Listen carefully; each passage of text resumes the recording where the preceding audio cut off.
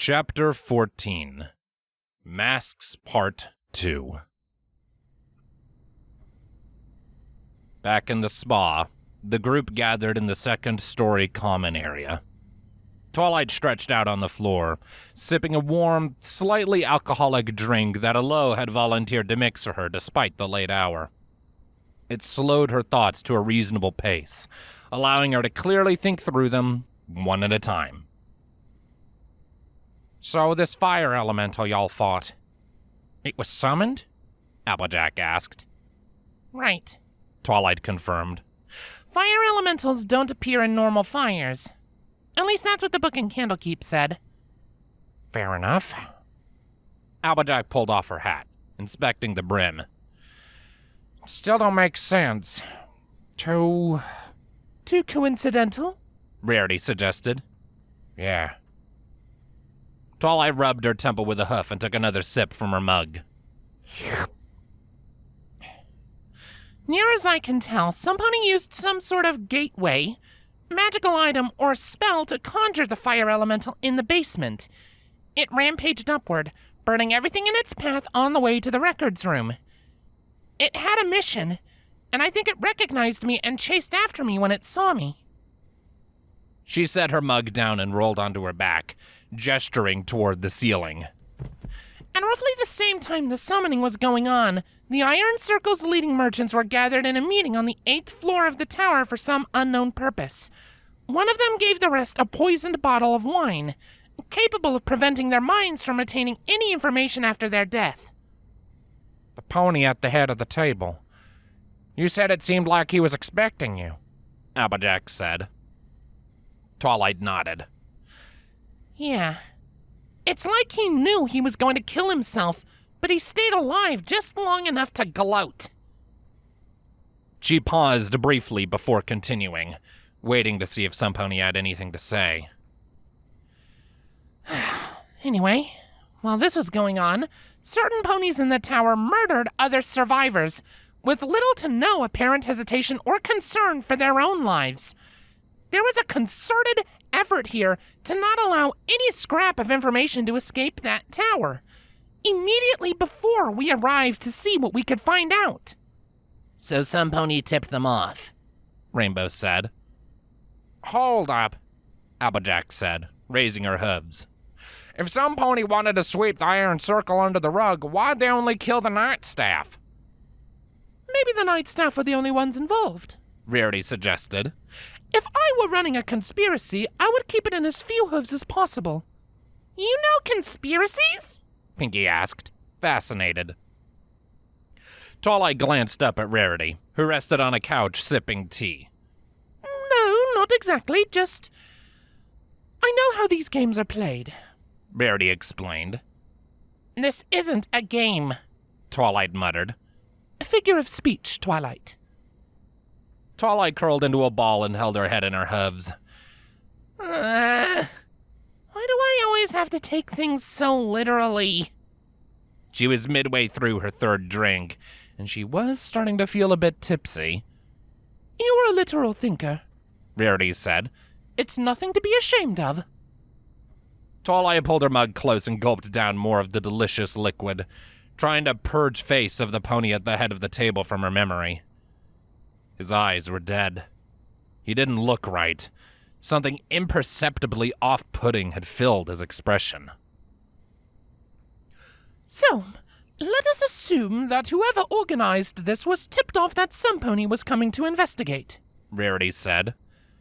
"But the only ponies who would have known anything," Pinky continued, "were the Duke and the Princess," Applejack finished. "Or their staff," Rarity pointed out. "If I were behind this, that's the first place I would put a spy." Pinky laughed. "Yeah, of course. Besides, why would Cadence and Shining be working with the Iron Circle? That would be silly." "The Empire was trying to kill her, and they're behind this," Twilight murmured. "She wouldn't have anything to do with them." "I don't know," Rarity said. "What do you mean?" Rainbow asked. "Well, we didn't find anything tying the Iron Circle to the Empire. If it runs as deep as Cadence seemed to think it did, we would have found something. Twilight closed her eyes, the voices of her friends shaping her thoughts. All we got really was one safe house and a madman's scribbles, Applejack said. I don't think Cadence would have lied to us, Fluttershy pointed out. She seemed nice. Yeah. Stressed, maybe, but nice. Rainbow agreed. We had best warn her about her staff at the next opportunity, then, Rarity said. Anyways, all we've got to go on is this drawing. Hearing paper crinkle, Twilight opened her eyes and looked at Rarity. She saw the rubbing floating in the air while Rarity studied it. These are street numbers, Rarity said. I'm sure of it now. What? Twilight asked. Why didn't you say something? Rarity flipped the sketch so that Twilight could see it. Does this look like a street corner to you? Because it doesn't to me. Twilight peered at the sketch and sighed. Something about it stood out, as if it was familiar in some way, but she couldn't place it. No, it doesn't. It doesn't look like anything. She curled back into a tighter ball, despair eating away at her. I'm sorry. This is all for nothing, and I dragged you all along. All I did was get a bunch of ponies killed, and I don't have anything to show for it. Nonsense, Twilight. You're still alive despite everything that's happened, and we've done a great deal of good. Rarity said. Rarity's right. You can't let this get you down. My granny always said that when life knocks you over with a barrage of lemons, you gotta pick yourself right back up and keep on trying. Twilight looked at Pinky out of the corner of her eye. First, it's when life gives you lemons, you make lemonade. Second, you don't have a granny. Pinky stuck her tongue out at Twilight. Says you! Twilight sighed once again and stared at the floor. Well, my granny says you should sleep on problems like this.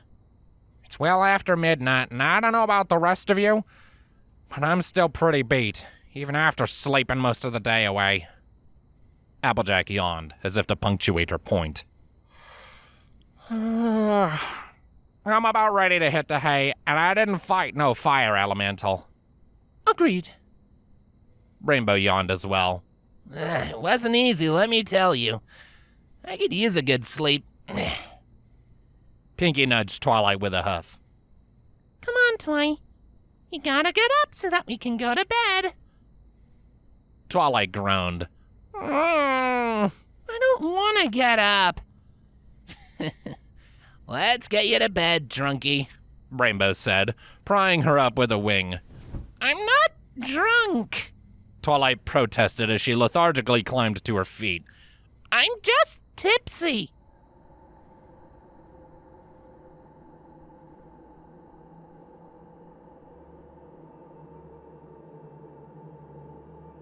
Flames of shadow wreathed Twilight Sparkle.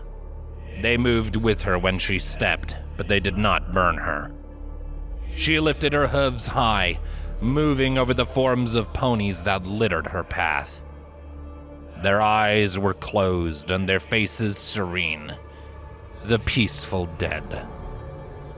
She walked through the halls of the Iron Circle's headquarters. Living ponies around her fled or burned. Cloaked figures in masks swept in from the shadows and killed those that escaped. Twilight made her way ever upward with purpose, ignoring those in her path. Her answers gleamed like a beacon above. She climbed winding stairs until she finally reached her destination. The beacon winked out. A smiling, laughing face replaced it, the figure at the end of the table. He stared at her with dead eyes. The corpses of her enemies slumped around him. He killed them to keep them from her. Wherever she walked, ponies burned when they got too close. She wrought a path of havoc. There were 5 that would not run. 5 that stood at her side.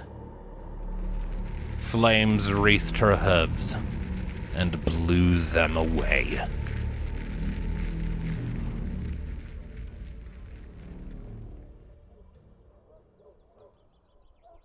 Twilight shot awake. Terror clutched at her chest, the moment when she nearly used a sunfire spell in the spa coming back to her. Cold sweat stung her eyes when she opened them. A sliver of sunlight slanted through between the black curtains. She stared up at the ceiling, listening to the calming sound of Pinky and Spike's breathing. Cadence was right. She thought. It did end badly. She sighed and melted back into the bed as the tightness in her chest eased. Cadence couldn't have known that they would burn away the evidence. But she must have realized something was wrong. Maybe she saw it in me. Twilight thought. There was one thing on my mind when I left for the Iron Circle's tower. What if they had been alive? What would I have done? She wiped the sweat off her brow and rolled onto her side, facing Pinky's bed. Pinky snoozed peacefully. She shifted in her sleep, curling her forelegs up against her nose and burying her face behind her hooves. Twilight wondered what Pinky thought. We've both changed since Candlekeep. But how much has she changed? She always pictured Pinky with a smile on her face. But now she wondered if that smile had become a mask. Is she disappointed in me? Does she see what I am now? With another sigh, Twilight rolled out of bed. Stepping as softly as she could, she moved over to the window and peered out beneath the curtain. The light illuminating the room lensed down an alley between 2 buildings. The sun hadn't been in the sky for long. She knew she could use a couple more hours of sleep, but she didn't feel like slipping back into bed. She retrieved a quill, some parchment, and the rubbing before she left the room. Her hoof falls seemed thunderously loud in the morning stillness as she made her way into the common room. Rainbow Dash sat in front of the window. She turned her head as Twilight slipped in the doorway. Can't sleep? Twilight asked. Rainbow nodded. Yeah. She turned back to the window. Outside, the buildings cast long shadows on a mostly empty street. Does she have nightmares too? Twilight wondered. Twilight settled onto a spot beside a small table and set her parchment on it. She started to copy the rubbing line for line. It was a strange drawing. 3 parallel lines ran diagonally across it. Occasionally, a single line would cross between them at an angle. A box surrounded the lines at the center of the image. Next to it were 2 numbers, listed as 43rd and 10th. Below the box, 2 more lines split off and headed for the bottom of the page until they disappeared from the rubbing. She bit her lip, trying to get the lines exactly right. What are you doing? Rainbow asked, surprisingly close. Startled, Twilight jerked the quill in her levitation, dropping a blotch of ink on the parchment. I'm trying to make a copy of this, she muttered and replaced the ruined sheet with a fresh one. It's the only clue we have. Oh, sorry. Rainbow apologized.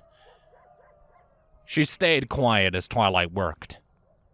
Drawing out the sketch brought it to the forefront of her mind.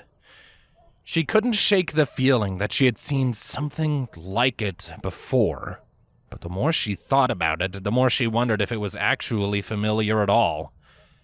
Usually when she saw something, she could place it. She finished the first copy and reached for another sheet of parchment. I shouldn't have killed her, Rainbow said. Twilight paused and looked up at Rainbow. Who?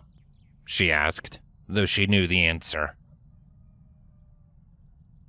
Daisy, Rainbow said, not meeting her gaze. Twilight hesitated, trying to find the right words. It wasn't unjustified, She finally said. It was the best she could manage. Rainbow nodded slightly and plopped down on her haunches beside the table. what if she knew something? Twilight rubbed her forehead, near the base of her horn. What if she did? Twilight asked, raising her voice. If we had someone to question, maybe we would know something. Rainbow recoiled, her ears shrinking back. I'm sorry. I've practiced that swing so many times that it just happened. Twilight sighed. No.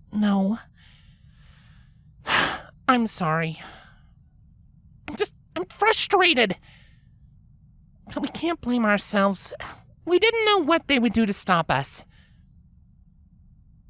She paused until Rainbow looked up at her. It's not your fault. Rainbow shook her head. It is. When I get in a fight, all I have are drills and instinct. I get angry and I can't stop. I can't do anything right. I couldn't even catch the one that fell.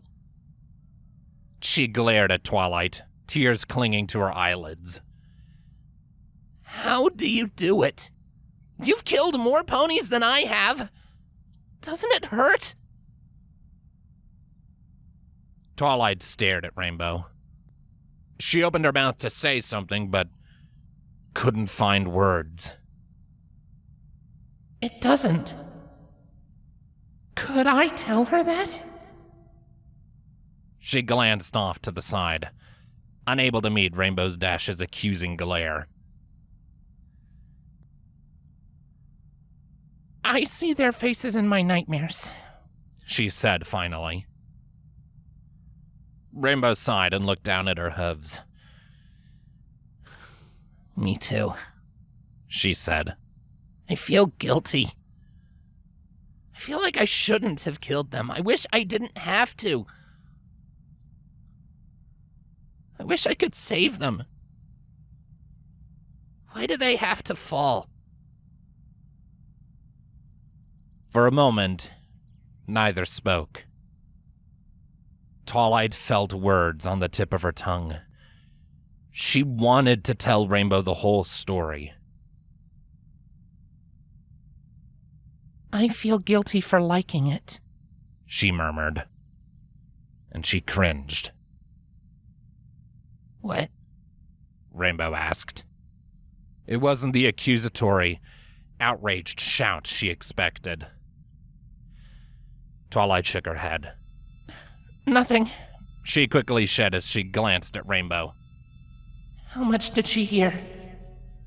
She gauged Rainbow's expression. Inquisitive, not angry. I thought you said... Rainbow began. She said she liked killing. Fluttershy interrupted her from the door, loud and clear. Twilight's eyes widened. She was caught. There was no going back now. She quickly rose to her feet and took a step back away from the table and the door. She stammered. She felt something building in her chest. Now the outraged Twilight expected flashed across Rainbow's face. What?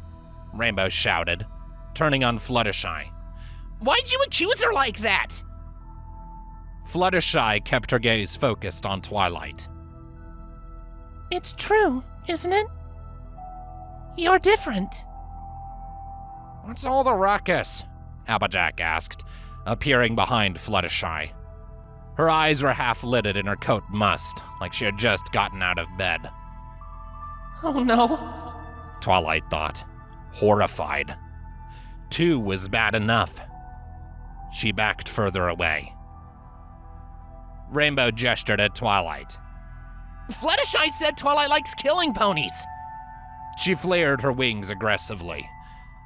Twilight expected Fluttershy to flinch, but she didn't. Hey, now, that can't be right, Applejack said, stepping between them. No one likes killing except for sadists and murdering psychopaths. It's just something that we've gotta do, she said. It's why we're better than the bastards that burned down that tower. Fluttershy wouldn't say Twilight likes killing. Rainbow eased her stance, folding her wings. It's what I heard, she grumbled. Fluttershy said it.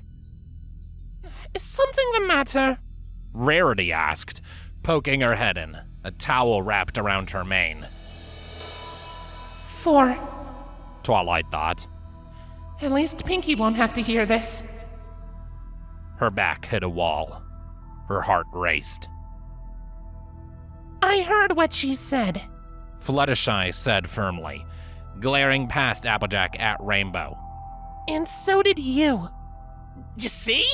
Rainbow shouted and stepped forward. That's not right. Rarity raised a brow at Rainbow. What are you talking about? Applejack sat on her haunches and held up her hooves. All right, calm down, all of you. I'm sure there's a way to make sense of this. Make sense of her accusing our friend of being some sort of monster? Rainbow yelled. Why, Fluttershy? How could you say that? She asked, her tone softening. She's not a monster, and I never said that she was. Fluttershy said. You need to talk about things like this to heal them. Of course Twilight's not a monster. Pinkie said as she swept into the room as if nothing was amiss. Celestia blessed her with a familiar and gave her a sword. She added as if it were the simplest thing in the world. She passed Rainbow and peered at the table. You made a copy? Good idea, Twilight. She said, beaming. Twilight tried to press herself further back into the corner she had wedged herself into. Not her. She thought. She wanted to hide away. Not Pinkie. There was no way of knowing how her closest friend would react if she knew the truth. The tightness in her chest built. Her pulse raced. Rarity stepped further into the room, approaching Twilight. How'd you know they were talking about Twilight? Pinkie shrugged. Who else? She held up the 2 drawings, one in each hoof, and giggled. You even got the little lines right. Well, Pinkie's right, Applejack said. So that's settled. Twilight's not a monster, and she doesn't like killing ponies. Fluttershy nodded. Twilight's our friend, and she helps ponies.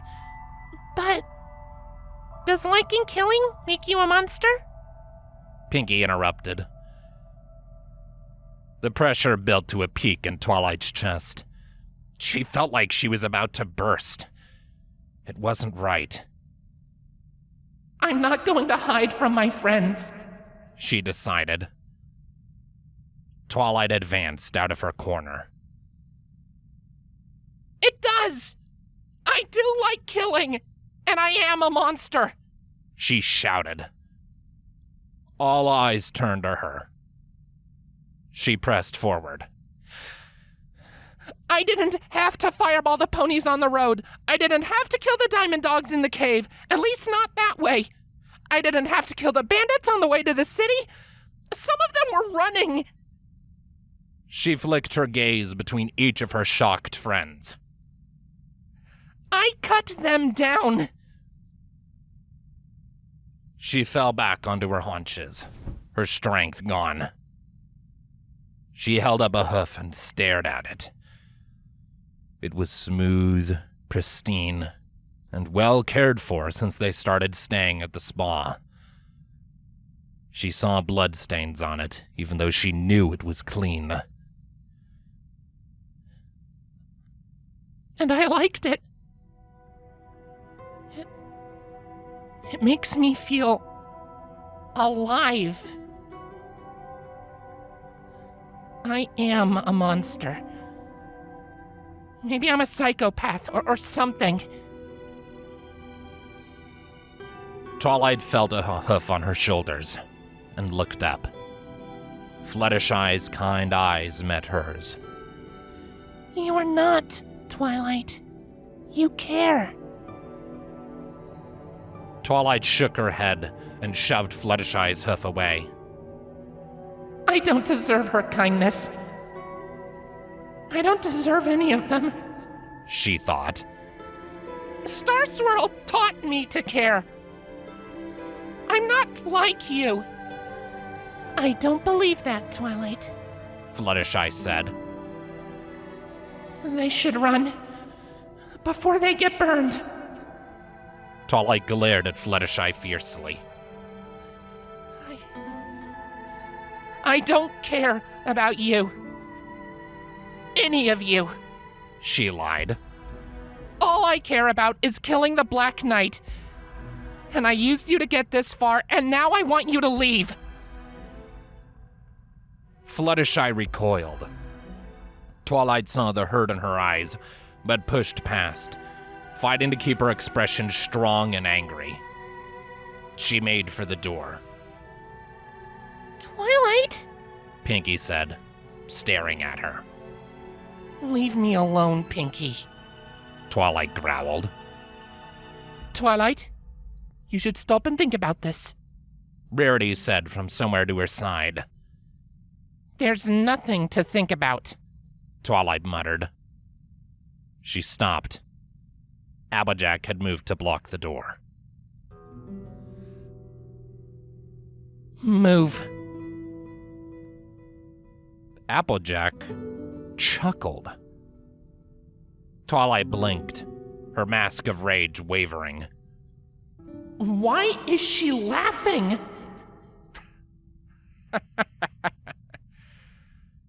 You had me going there for a second, Twilight. But you're a terrible liar. That ain't the truth. And this ain't what you want. Applejack said. The truth is, you're scared. She stared into Twilight's eyes. You're more scared than you've ever been. You're like my brother when he was growing up. Too big and too strong for his age, afraid of hurting all the smaller ponies around him. You may be strong, but I'm a big girl, Twilight. We all are. Twilight furrowed her brows and hardened her expression. She lit her horn threateningly. Move, she growled. And what are you gonna do if I don't, Twilight? Cast a spell? Turn me to stone? Throw me into a wall? Applejack taunted, planting her hooves. Twilight reached out for Applejack with her magic, but it was like trying to grab a bar of soap. Applejack's hooves stayed firmly rooted on the floor. Twilight's eyes widened. How? Magic resistance, Applejack said. Runs in the family. Twilight's mind immediately flicked back to the encounter in Barry Punch's tavern, where the wizard had dropped Applejack with the spell. What about the shocking touch? She asked. I wasn't ready, and I was in metal armor, Applejack said. She stepped forward and wrapped a foreleg around Twilight's neck. Now, we have got a lot to talk about. She gently pushed Twilight back onto the couch. Sit down. It wasn't a request. Twilight settled onto the couch. She looked around at her friends. There was hurt in their eyes, but also understanding. Why don't they hate me? Twilight, there's something I think you should consider, Rarity said, standing between Fluttershy and Pinkie Pie. You haven't had very long to deal with death. We all cope differently. Now, if you feel like all you get is enjoyment, then maybe you're suppressing something. Twilight shook her head. It's not like... There's a hunger, Rarity. And every time I think about killing someone, I feel it. You really mean it, don't you? Rainbow asked, staring at Twilight with disbelief. I saw it in your eyes. When you were looking at lightning dust. Some wounds are in the mind. Fluttershy said. You need time to heal, Twilight. It's good that you were honest with us. You need a break. Pinkie advised sagely. And we don't know what to do next anyways. Rarity said. It's settled. We're going to take a day off and see the sights of Manhattan. Twilight opened her mouth to argue, but Rarity held up a hoof. Nope. No ifs, ands, or buts. You need this. We need this. We'll visit Shining Armor and Cadence this evening. I hope they can shed some light on the events of last night, but for the day, we are going to take a break.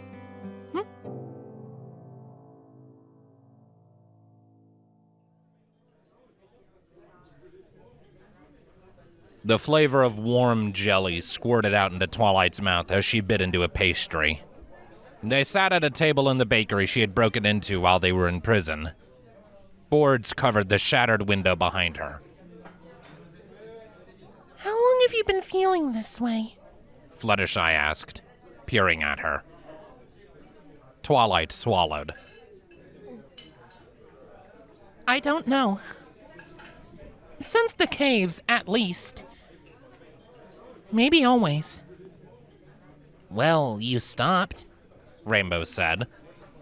Huh? Twilight muttered around her next bite. Rainbow leaned forward, resting her forelegs on the table. When you were standing over lightning dust, you stopped.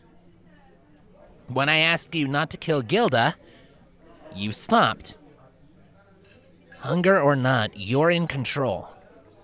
She said quietly. Twilight shrugged. Maybe. She finished off her pastry. Rainbow's right, Applejack said. She gently patted Twilight on the back. There's a rush to combat. We all feel it. Don't take it too hard. It's not just that. Twilight thought. It's not right. Here she was, her first kill less than a month ago, and already death felt like a familiar friend. She sighed, pushing away her doubt, and nodded. Well, I'm ready to go. She said, and stood up from the table. As her friends joined her, she left a generous tip on the table, enough to cover the damage she had done to the window and her theft twice over. Applejack nodded in approval and turned to leave. Thank you for coming, the baker yelled after them while they stepped out the door. The pastries were delicious! Pinkie said over her shoulder. Getting breakfast here was a great idea. She said to the group. On the street, a pair of flaming wing ponies pulling down flyers eyed them. Twilight overheard one of them grumbling, "Shortest pony hunt I've ever seen." She grinned at them as she passed. It was a wonderful feeling, being able to move about freely so close to the fortress she had been imprisoned in.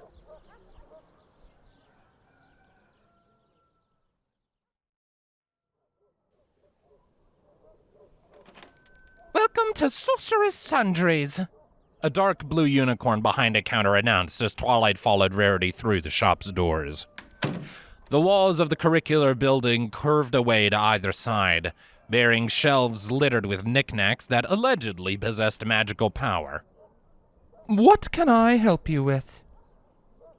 While Rarity walked toward the shopkeeper, Twilight picked up a random object, a gnarled staff of wood, noting the "you break it, you buy it" sign beside the counter. She spied nothing outwardly magical about it. Would you happen to have any of Fizzle's fantastic fixing agent? Rarity asked the shopkeeper. Ah, yes. Great stuff, that. I think we have some in stock. Let me check upstairs. The shopkeeper said, then disappeared up a spiral staircase. Thinking about getting a wizard staff? Pinkie queried, appearing beside Twilight. The rest of the group filtered into the shop, eyeing the goods arranged on the shelves. Twilight shrugged and started to put the staff back. It was probably just a piece of wood anyway. She hesitated for a moment. Sorcerer's staff seemed like it was just a piece of wood, she thought. She headed for the counter, bringing the staff with her. This don't look like a smithy, Applejack said, poking at a crystal ball on one of the shelves. I thought you said we'd be able to fix my chain here, Rarity. Twilight set the staff on the counter. Beside her, Rarity rolled her eyes. They have exactly what I need to fix it here, Rarity said. You're gonna fix it? You're no blacksmith, Rarity. You don't work metal. Applejack said as she turned away from the shelf and trotted over to the counter. Rarity produced the golden spike from her bag of holding and set it on the counter. Give me the end of your chain. Applejack muttered something under her breath and flicked the end of her chain up onto the counter. With her magic, Rarity grabbed both pieces, aligning them. The spike matched perfectly to the chain, though there were some chips missing, revealing the broken edge. It wants to be whole, Rarity said. All it needs is a little push. Applejack quirked a brow at Rarity. If by a little push you mean a spot of reforging, you'd be right. Oh, for the love of... Applejack, look closer, Rarity said. Applejack leaned in, peering at the chain and spike. Twilight pressed him beside her for a better look, curiosity getting the better of her. The imperfect gaps where the edge had worn away shone with a glimmer of faint golden light. New material crept into the spaces. Whoa, Applejack said. It's fixing itself. Rarity let go of the two pieces and they separated, clattering to the countertop. The new material vanished in a wisp of golden smoke. It needs help. Twilight looked over her shoulder. Pinkie, Rainbow, and Fluttershy perused the shelves. Rainbow's eyes widened, and she reached for the back of the shelf, bumping a decorated vase. Careful, Rainbow, Twilight called. Rainbow pulled back with a golden feather in her mouth and headed for the counter. Twilight bit her lip as the vase teetered and quickly reached out with her magic to stabilize it. If this is what I think it is, we're buying it, Rainbow said around the object. What is it? Twilight asked. Rainbow spat the feather out onto the counter. It'll stop a falling pony. Twilight tilted her head, peering at the feather. How do you know? I've seen one of these before, back in Skywall. While I was training, I screwed up and hit a dense patch of cloud when I was doing a maneuver. Cracked my head pretty good, too. And I fell. I was spinning, dazed, and I couldn't tell up from down. Firefly flew after me. Now, I expected her to just catch me and right me or something, but she stuck the feather behind my ear. I stopped instantly, no jerk, no inertia. I was just drifting gently downward. She told me it was way less risky than trying to execute a mid-air catch, Rainbow explained. Twilight lit her horn and cast an identification spell. Huh. You're right, she said a moment later. We'll get it, but it'll only work 3 times. Rainbow blinked. Why 3? Because that's the number of charges it has, of course. Twilight said, exasperated. She glanced at the staff. She had only prepared one identification spell that morning. As she started to form one from scratch, hooves on the steps drew her attention. Sorry, this was the last one, the shopkeeper said as she descended. Took me a bit to find it. She levitated a minuscule glass jar filled with a tarry, black substance onto the counter. She looked over the other items. And I see you ladies have an eye for quality. Twilight pointed at the staff. What's this do? That is a branch sung from a tree by a dryad and cured on the sunlit peaks of the northern mountains. For a wizard, it will hold a sequencer and a contingency, the shopkeeper said. Twilight tilted her head. The staff would be useful, but she already had her 2 swords, and she wasn't sure she wanted to manage levitating 3 objects in combat. Do you have anything like it, but smaller and less unwieldy? Something I could wear? She asked.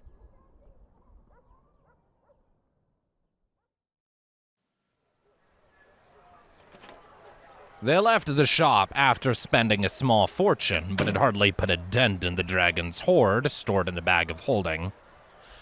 Twilight sported a silver amulet, a crescent moon on a thin chain around her neck. It could only hold a sequencer, but she knew she could store both contingency and a sequencer in Solstice if she wanted to. Out in the street, Rarity carefully dabbled a bit of the black tarry substance from the jar on the end of Applejack's chain, then set the spike against it. You're fixing my chain with glue? Applejack grumbled. She shifted in agitation while she watched Rarity work. Rarity winked. And a little bit of magic. She lit her horn, and pale blue light laced around the 2 spikes. A little bit of the black goop spilled out from between the pieces, but nothing happened. She bit her lip in concentration, her brows furrowing. Nice try, Applejack scoffed. Give her time, Pinky said. Suddenly, white flames erupted around the end of the chain. The brightness of it forced Twilight to close her eyes. When she opened them, blinking away the ghostly afterimage, the chain was whole. Golden motes swirled around Truthseeker's twin spikes. Applejack stood in stunned silence, her mouth agape. Ponies walking by in the street gasped. Rarity nudged Applejack. Don't I get a thank you? She asked, fluttering her eyelashes. Applejack slowly closed her mouth. Rarity, if I could, I'd give you way more than that. But my thanks and an apology are all I've got. I never should have doubted you. She collected the chain, wrapping it around her tail once more, and the golden motes dissipated. Rarity smiled. Oh, I understand. This is your father's weapon. I'd be concerned too. She lifted a hoof, tapping her chin. Where next? We should go somewhere exciting, Pinky suggested. There's gotta be a tavern in the city where all the fun ponies go. Twilight chewed on the inside of her cheek. I know we're supposed to be taking a break, but could we check out the intersection of 43rd and 10th, just in case we see something? Rarity shook her head in disappointment, but relented. I suppose you won't be able to stop thinking about this. All right, we'll go take a look.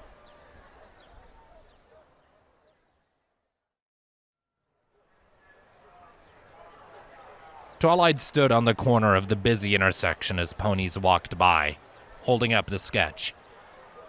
She stamped her hoof in frustration. They had found absolutely nothing out of the ordinary in the intersection itself or the shops on the corners. Standing here looking around, the drawing made even less sense. Something has to be here, she muttered. The numbers must mean this intersection. Twilight, Applejack said, folding the drawing with a huff. If it doesn't make sense, maybe we're missing pieces. All we got is what we dragged from a dead pony's damaged mind. The numbers might not even relate to the drawing. Twilight sighed. I guess there's nothing left to do but talk to Shining Armor and Cadence again. Oh, we could do that. If you don't want to take a trip to the, Manhattan Museum a few blocks away. Rarity said. Twilight's ears perked. There wasn't a location she wanted to visit in Manhattan more than the museum. It must have slipped my mind, she thought. Is it close?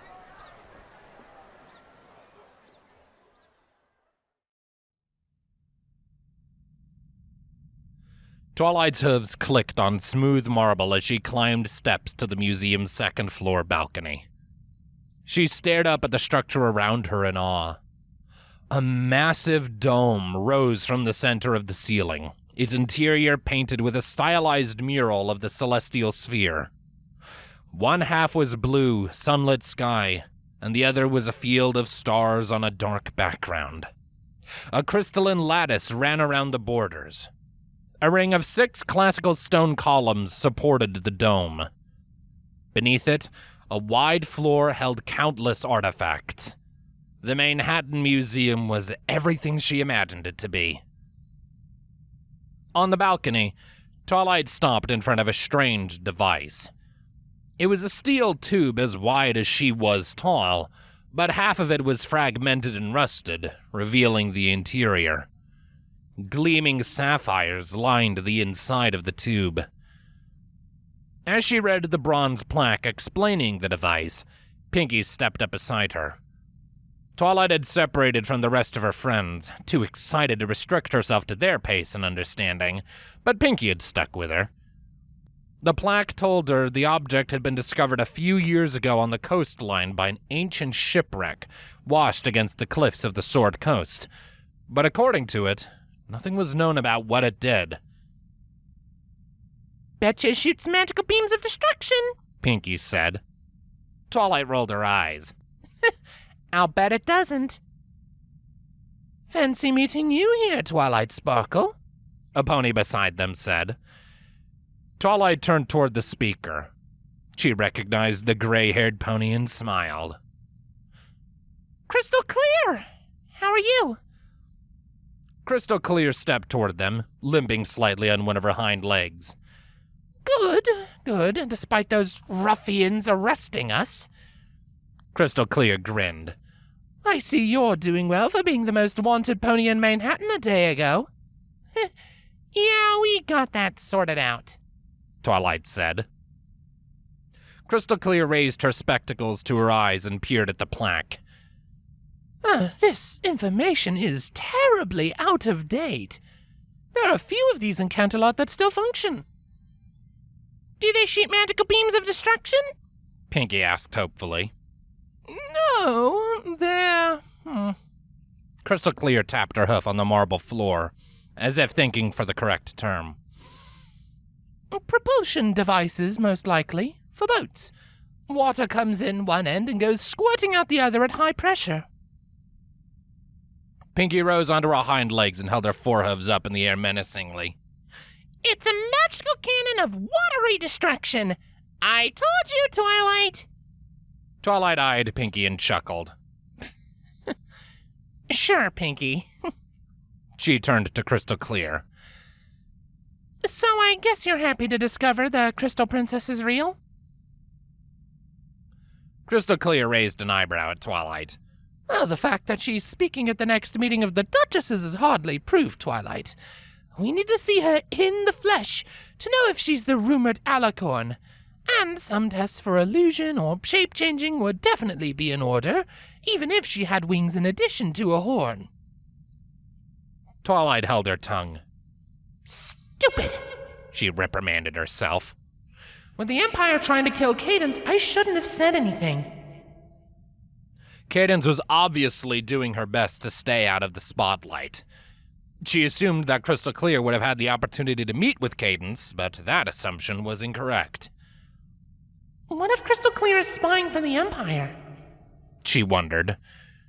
She eyed Crystal Clear suspiciously, and then something on the wall caught her attention. Really? I would expect more from Starswell's pupil, Crystal Clear said with a sigh.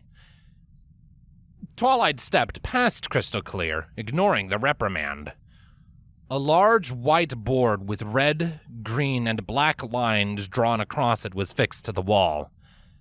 A title on the top read, A Map, chipping and flaking on the surface of the board, obscuring the first bit. The plaque seemed to focus on the water-resistant qualities of the board's unknown material and the way the ink was worked into the substance itself, calling the contents of the map indecipherable. Lines, Twilight thought, her mind racing. triple line, crossed, 2 lines, a box, 2nd Street Station. Crystal Clear was saying something, but the words sounded muffled and indistinct in her ears. Tramway map! Each line is a track! Twilight slapped the sketch up against the map. The lines matched a station marked 10th and 43rd. She had seen something like this before in the back of a book archiving some of the artifacts found in the Manhattan Museum.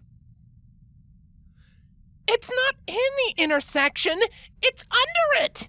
Twilight cried out in excitement. What are you talking about? Crystal Clear said, annoyance in her voice. Twilight grabbed Pinky with a hoof and ran off without a word.